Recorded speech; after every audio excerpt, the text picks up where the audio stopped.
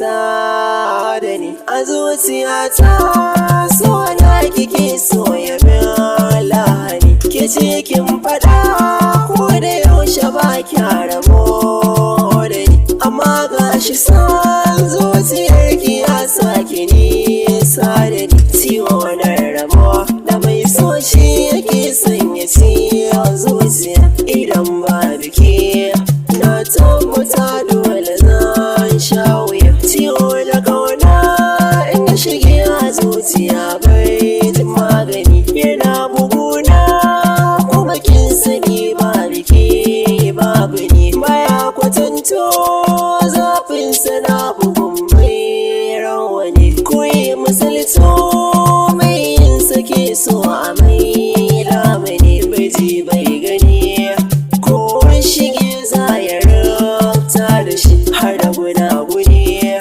kuma wata ran za a ma'ara shi. Ta mai masana ciwo na zuciya so ajali, idan ka kamo to maganinsa bai jan gadari. Dafinsa ya daskare kalbi da zuciya ba tattali, amma gashi yanzu kin guje ni kin min da mugun hali. Wayo rayuwa taimin da sannani ina zan shiga dinai damuwa, ƙaunar ki raina wata shin shiga. Zafin rayuwa yaji ashe bai misaltuwa, ga share na gaji ciwon bai kwatantuwa.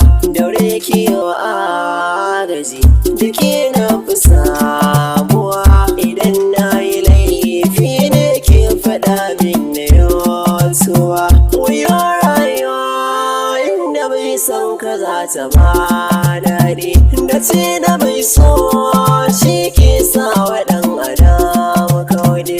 Wanda ya zarfafa kullum a rai zai ji ba daɗi, in kin tallafa kalbi da rai za su bar rode. Kin ga rashin ki ne ba inda ma za da sa kaina, domin kin tafiya kuma kin faɗan min yaban kwana. Ta wayar uwa da yau garkuwa ba zan canja hali ba, kin zama yar uwa min yau shakuwa ba zan ɓata suna ba. In kin bar ruwa zan bar shakuwa ba zan kasa kodewa. Me ke faruwa mu shiga halwa ba ta da ko